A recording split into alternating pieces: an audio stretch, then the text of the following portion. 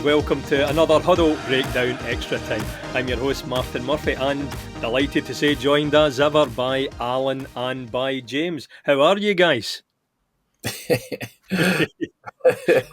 Yeah. A little tired. Yeah, slightly tired, yeah, I would say. Yeah. Just Same a bit reason. bit of context, folks. The guys have done a bit of travelling, so we actually managed to meet up in Glasgow last night. So as you can see, I'm sure you can tell the guys that look a bit jet lagged or train lagged, and there's no other reason whatsoever for that. But we managed to do a lot of preparation for today's show last night. So Did we? that was grand.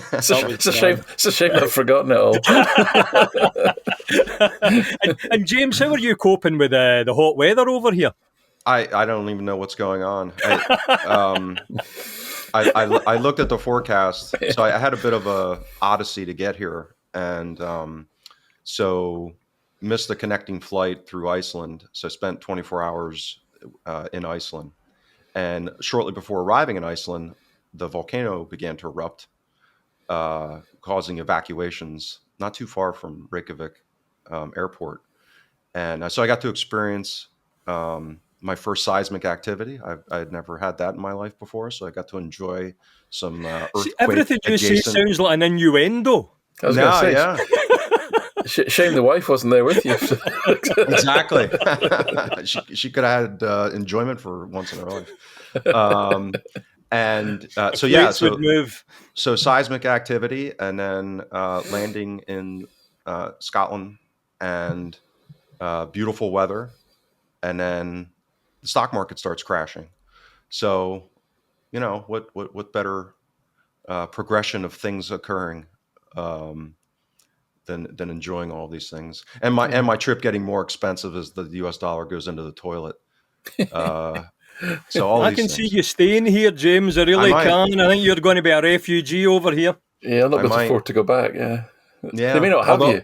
They may not have you back. Yeah. They might not. And then I realized I actually had a panic attack when I checked in at the airport, because I just didn't even occur to me that there was a change in visa requirements.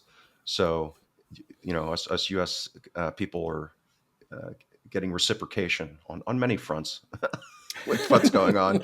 And so I had to panic register for a visa at the airport when I showed up, because I didn't realize I had to do that. And the wonderful woman at the counter at Iceland Air was very, very nice with me and helped me secure what I needed to. The people of Iceland are genuinely, I've been over a couple of times, are lovely. So, yes, worst places you could have had a stopover, I'm sure, but obviously not great for travel and all the rest of it. So for all these challenges, alcohol was the only answer, I think. That's right. That's the punchline, I think. That's right. Just helps you relax a little bit. It was all good. So, as we get into things, so earlier in the week, Alan, yourself and Laura discussed the match versus Hearts. So, I suggest, first of all, we maybe kind of look ahead to the upcoming game against St Johnstone. We maybe look at aspects of the squad and performance, maybe potential recruitment even. And I guess we can also maybe have a bit of a conversation about potential league reconstruction, irrespective of whether it's likely to happen or not. Kind of interesting to look at the reasons been put forward for it, and from the Celtic point of view, in our opinion, what do we think would suit us the best? So I guess if I come to you first of all, Alan, looking ahead to St Johnstone, I don't want to tempt fate here, and I really shouldn't, but it's one that I'm pretty relaxed about, really, having watched them. Not only, bottom of the league, but their performances, haven't been outstanding. They didn't really get much of a new manager bounce. I think Valakarai got a win in his first game against Motherwell 2-1, and since then it's not been great. Changed the style of play, which would be interesting to hear your views on, but just with the eye test, it seems that they like to play out from the back, they like to keep possession, but they don't like a press because they lose the ball at the back in the midfield, and they don't seem to have much end product after all the passing. I mean, what's your take on St Johnstone's style under Valakarai?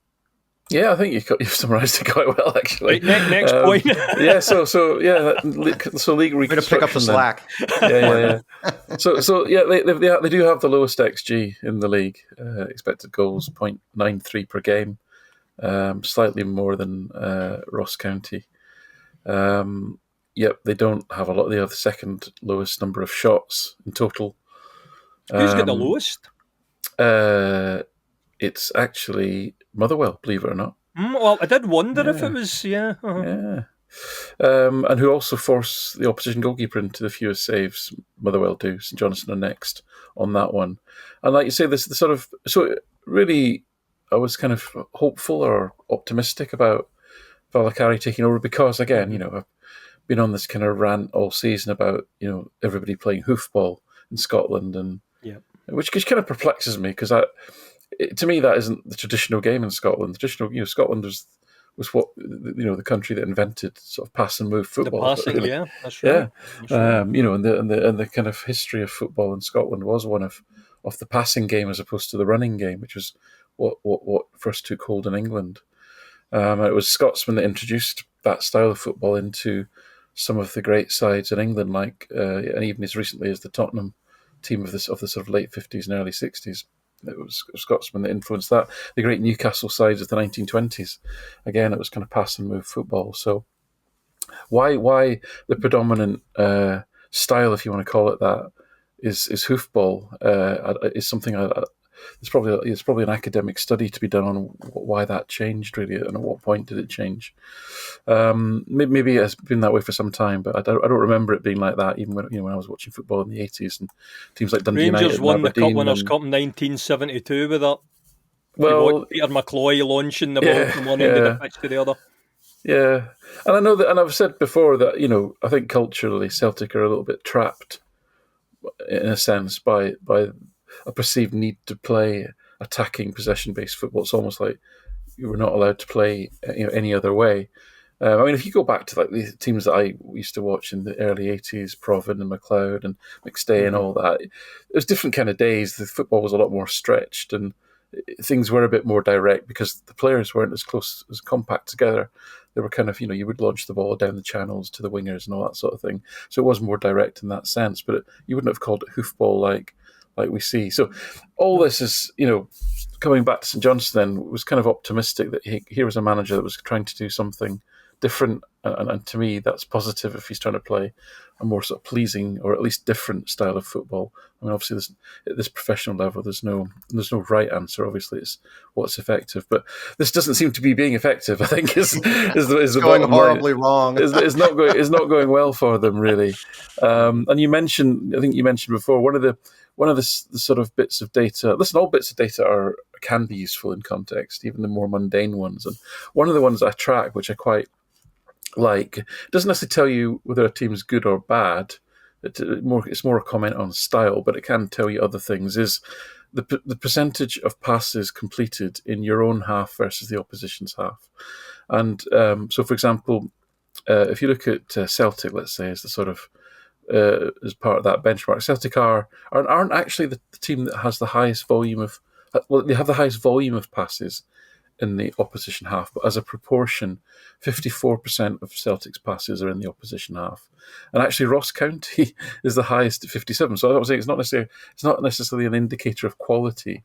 Ross County basically, are very sensible in the sense that if you're a small team, under-resourced, don't have great players and what have you, you probably want to play as least less football as possible in your own half, so you kind of get the ball forward and try and play from there. And we've seen Dundee do that against us to quite good effect as well, just simply. And that's exactly how the derby that happened in the derby, right? They just didn't want to play football at all in their own defensive third, and they just launched the ball forward and then hope to live off the scraps effectively.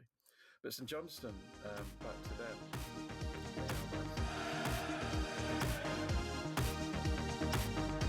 We hope you enjoyed this free preview from all of us here at the Huddle Breakdown.